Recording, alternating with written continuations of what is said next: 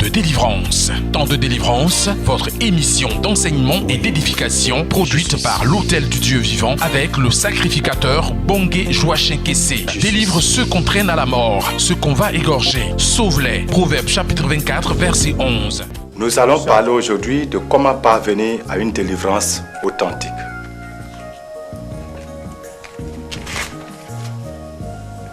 Et pour le faire, nous allons aller dans le livre de Luc chapitre 18, verset 35 à 43, qui nous relate l'histoire de Bartimée. Donc nous allons utiliser comme au cas de figure Bartimée, la guérison de Bartimée. Comment Bartimée a fait pour avoir la délivrance? Comment Bartimée a fait pour recevoir la guérison? Comment Bartimée a fait pour se libérer de ce problème qui le tenait depuis longtemps? Bartimée était un homme comme toi et moi, qui avait donc son problème. Et le problème de Bartimée, c'était qu'il était aveugle. Et depuis longtemps, cette situation d'aveuglement l'avait réduit à l'état de mendiant. Bartimée était devenu un homme mendiant. Il était assis à la porte de la ville et celui qui sortait ou qui rentrait, qui manifestait un peu de pitié pour lui jetait donc quelques pièces. Et un jour, Bartimée se rend compte qu'il y a du bruit. Et il commence à réfléchir. Pourquoi il y a tant de bruit? Aujourd'hui n'est pas le jour du marché, ce bruit est inhabituel. Cette foule-là est inhabituelle. Il demande donc aux gens qu'est-ce qui se passe. Et on lui dit que c'est Jésus de Nazareth qui passe. Dès que Bartimée a entendu que c'était Jésus de Nazareth qui passait, Bartimée va rentrer dans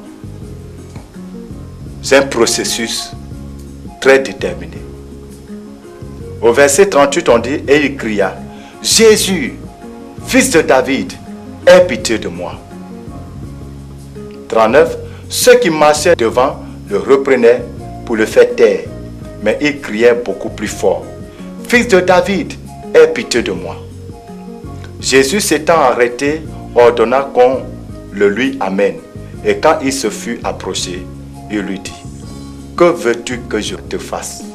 Il répondit, Seigneur, que je recouvre la vue.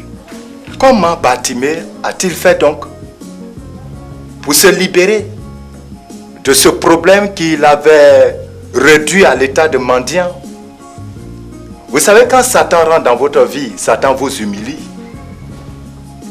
Satan vous enlève votre personnalité. Il la jette dans la poussière.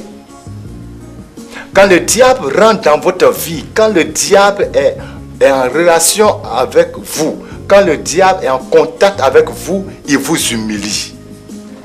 Vous voyez, c'est surprenant, mais quelquefois, des personnes bien respectées dans la société vont chez le marabout pour chercher la protection ou bien le pouvoir ou la puissance. Et le marabout va lui dire, bon, si tu veux la puissance, va dans la rue au milieu de la nuit et puis mets-toi nu là-bas et fais le tour autour du canari, tout nu. Satan se moque des hommes, des pères de famille, des gens qui crient sur leurs employés, qui crient sur leurs femmes, crient sur les gens à la maison. Quand ils viennent, tout le monde a peur. Mais le diable se moque de lui, le diable fait de lui du n'importe quoi. Tard dans la nuit, il est en train de danser tout nu, ou bien avec un petit caleçon. Monsieur le ministre qui danse autour des fétiches. Monsieur le député qui danse autour des fétiches. Monsieur le PDG qui danse autour des fétiches, tout nu. Et quelquefois, on vous dit, allez-y au cimetière. Va dormir sur une tombe. En le faisant, tu vas avoir la puissance. Mais est-ce que c'est parmi les morts que se trouve la vie? Comment des vivants peuvent-ils aller chez les morts pour chercher la vie? N'est-ce pas une folie? Mais Satan nous ridiculise. Satan te ridiculise Toi qui as fait ces pratiques, sache que Satan s'est moqué de toi. Les démons se sont moqués de toi. Ils se sont foutus de toi. Tu es plus que ça. Quand l'esprit de prostitution rentre dans la vie de quelqu'un, une femme, une fille honorable, on peut respecter, qui a droit à un foyer respectable, à un homme respectable. Et quand l'esprit de prostitution rentre dans sa vie, qu'est-ce qu'on voit? On la voit là, dans les mains de tous les voyous du quartier. Le petit mécanicien vient, il passe. Le vendeur de charbon vient, il passe. Le gardien vient, il passe. Le garçon de maison vient, il passe. Celui-ci vient, il donne 500. L'autre vient, il donne 1000 francs. Et on croit que c'est la vie qu'on est en train de faire. Mais c'est la mort. Le diable te ridiculise. Il se moque de toi. Il joue avec toi. Tu es comme une balle dans sa main. Tu dois décider de quitter cette vie. Non. Lorsque tu as décidé de quitter cette vie, il y a des étapes à suivre. Lorsque Bartimée a entendu parler de Jésus, il a crié, Jésus, fils de David, aie pitié de moi. Bartimée n'a pas tout de suite demandé au Seigneur, guéris-moi. Non. Bartimée connaissait son état. Il savait qui il était impur, qu'il était pécheur, qu'il était indigne, qu'il était éloigné, loin de Dieu, qu'il n'avait aucun droit. Bartimée savait donc que tout ce dont il a besoin maintenant, c'est la miséricorde de Dieu. Alléluia. Bartimée s'est approché de Dieu dans une attitude d'humilité.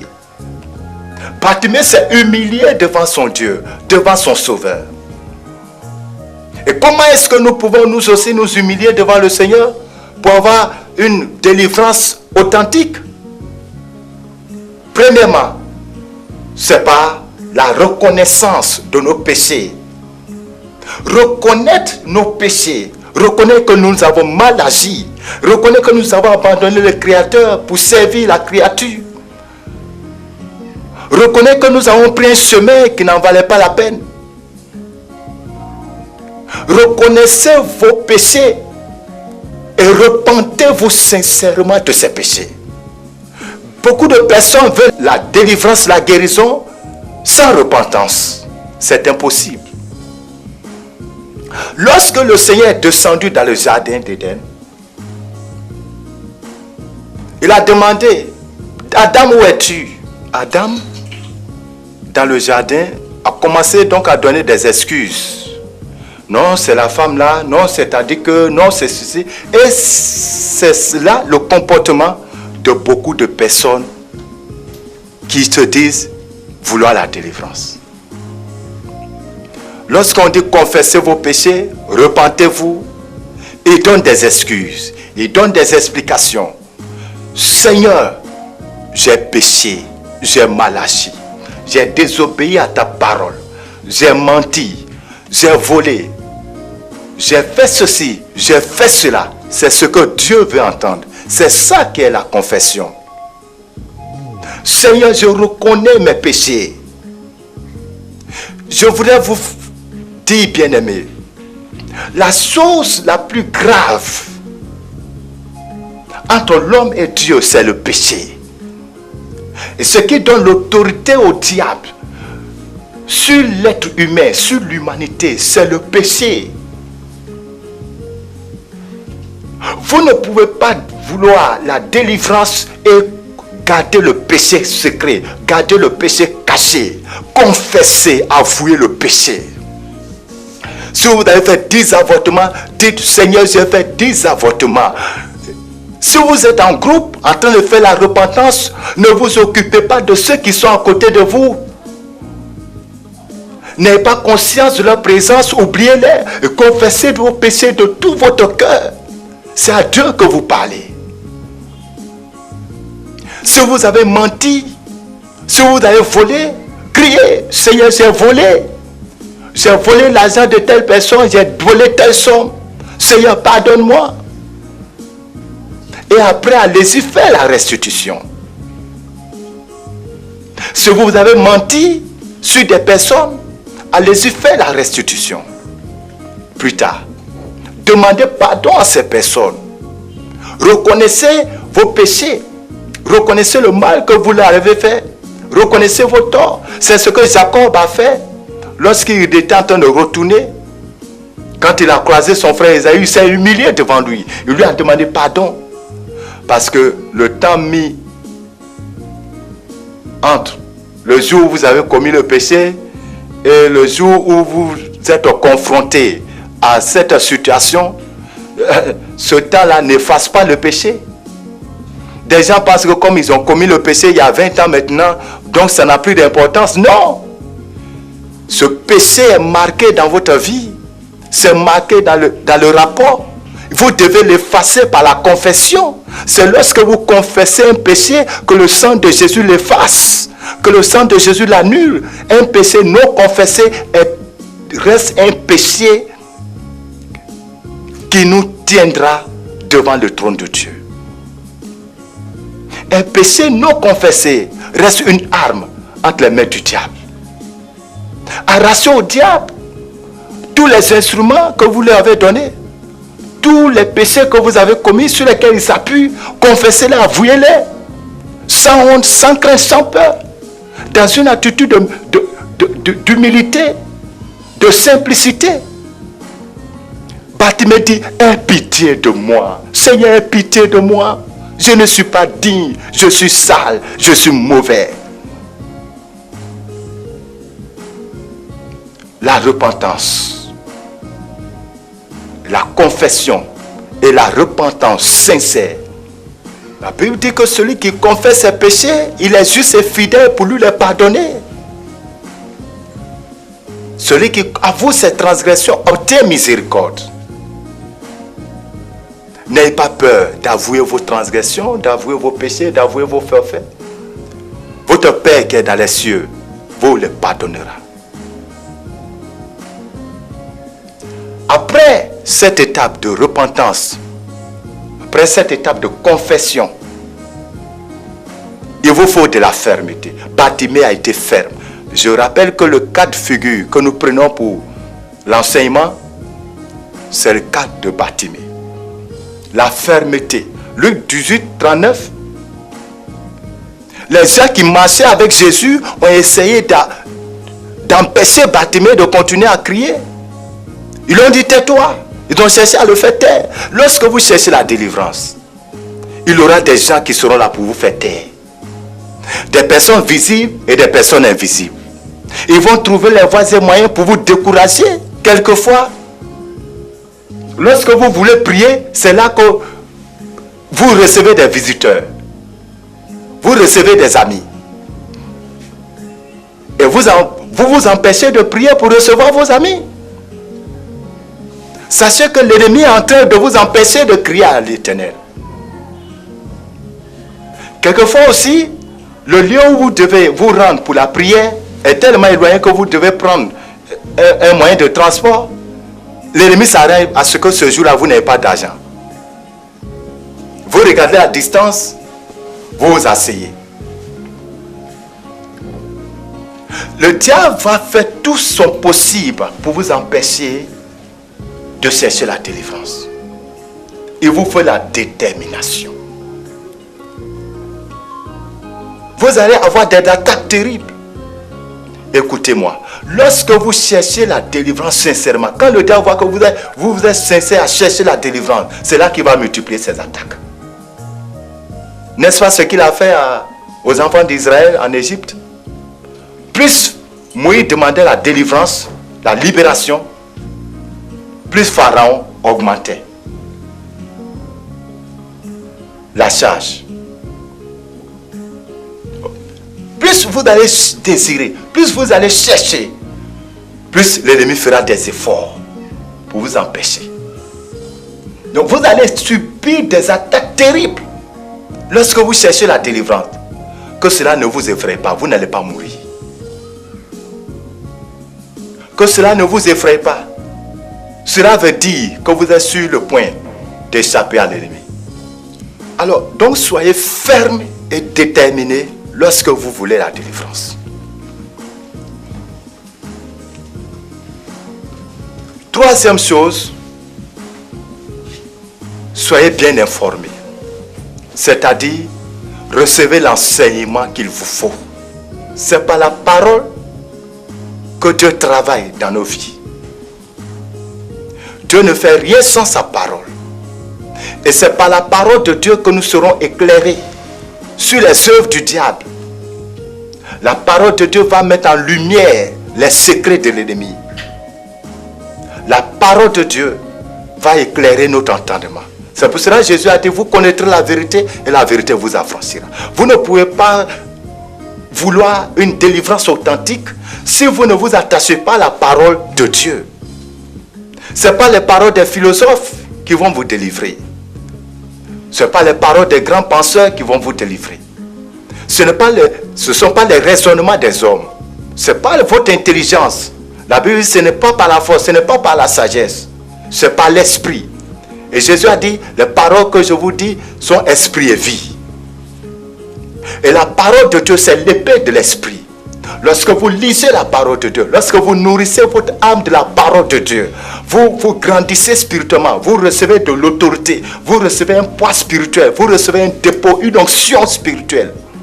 Et cela vous galvanise, cela détruit le pouvoir du diable en vous, ça détruit la force de l'ennemi en vous, parce que la lumière de la parole de Dieu rentre dans les domaines de vos vies, et là où il y a la lumière, les ténèbres ne peuvent pas résister.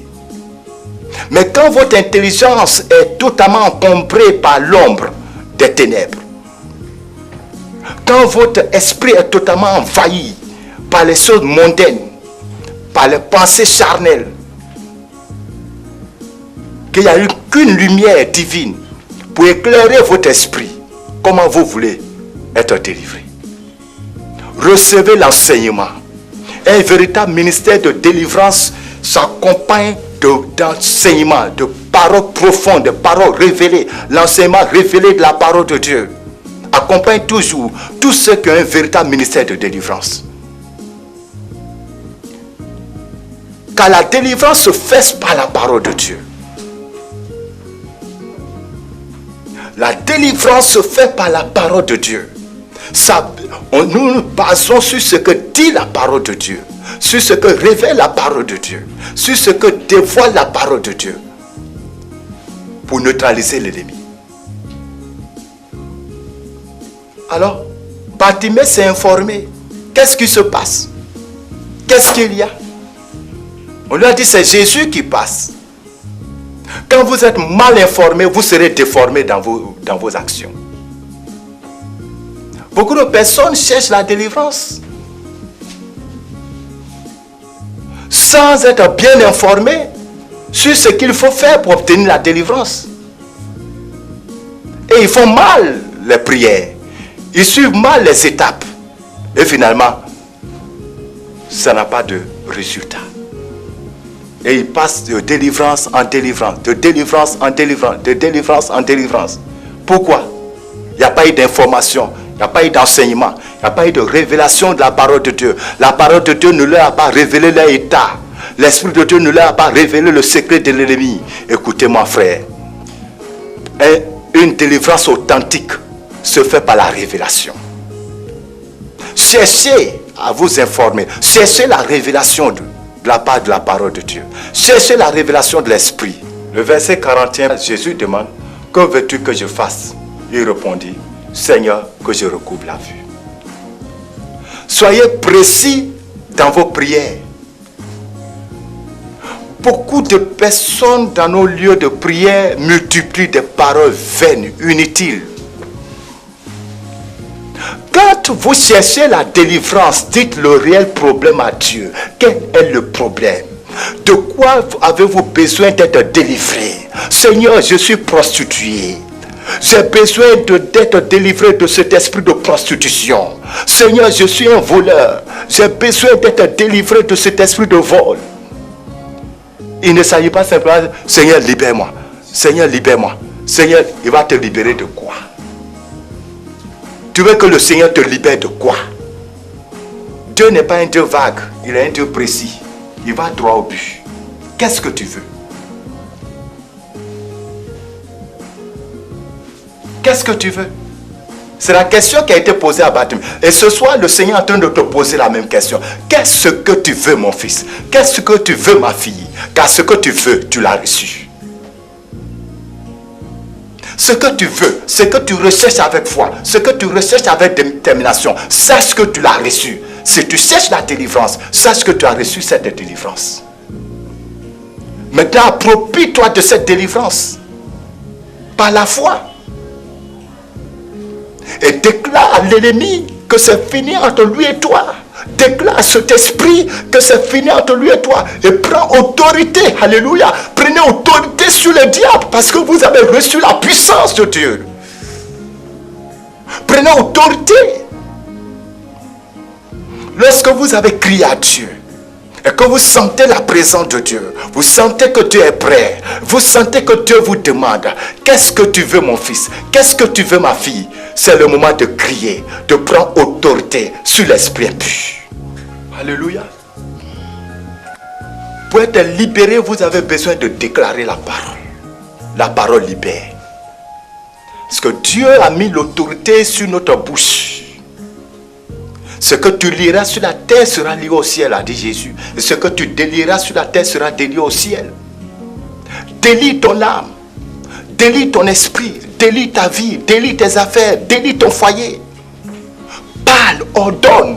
Parle à la chose. Parle à l'esprit. Ordonne-lui de te quitter. Libère la parole. Prends autorité sur la malédiction. Déclare sa défaite par la puissance de Dieu. Et ce que tu déclares dans la foi, ce que tu déclares avec foi, ce que tu déclares avec conviction, le ciel reçoit et le ciel ordonne que ce soit exécuté. La délivrance n'est pas une option dans la vie chrétienne. La délivrance ne doit pas être une option pour toi.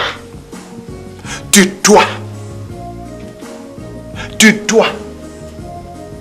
Si tu veux rentrer dans ta destinée, si tu veux atteindre le sommet, tu veux rentrer dans une vie prospère, une vie sans frustration, une vie libre, tu as besoin de te libérer de ces pouvoirs qui te fatiguent. Bartimée a manifesté la foi au verset 41. Il dit que je recouvre la vue. En le disant, il le croyait. Bartimée n'est pas rentré dans les discussions, les raisonnements, ainsi de suite, des généalogies, des problèmes. Il y a des gens, lorsque vous voulez poser qu'est-ce que tu as, c'est que en 1800 là, ceci s'est passé, en 1980, ceci est on leur demande une simple question, qu'est-ce que tu veux? Ils rentrent dans les histoires. Quittez les histoires. Déclarez ce que vous voulez avec foi.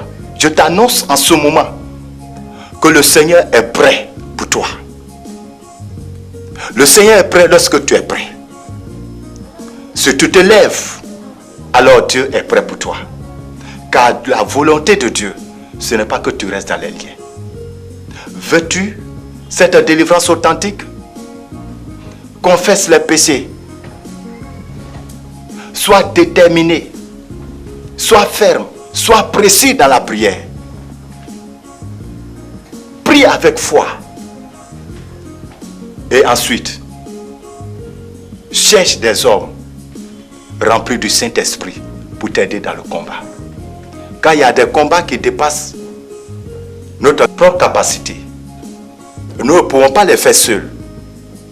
Tu as besoin des gens qui sont loin, des gens qui sont préparés par Dieu, des gens qui sont assermentés par Dieu pour t'aider dans certains combats concernant ta délivrance. Le fou de Gadara a eu besoin de rencontrer Jésus pour être libéré. L'enfant lunatique a eu besoin de rencontrer Jésus pour être libéré. Tu as besoin de rencontrer quelqu'un pour être délivré. La délivrance que tu cherches, certainement que Dieu l'a placée dans les mains de quelqu'un pour t'aider. Tu as choisi certainement quelqu'un pour t'aider. Prie, cherche la face de Dieu, demande à Dieu de t'orienter. Tu rencontreras cette personne et ensemble vous allez prier. Cette personne va t'entraîner dans le combat et par la grâce de Dieu, dans l'unité de la prière, la délivrance viendra. Que le Seigneur te bénisse. Vous souhaitez réagir à cette émission? Voici nos contacts: 02 18 28 18 08 48 56 58. Temps de délivrance vous a été présenté par l'Hôtel du Dieu Vivant, situé à Yopougon-Toit-Rouge, face à la Poste. Paix et vie.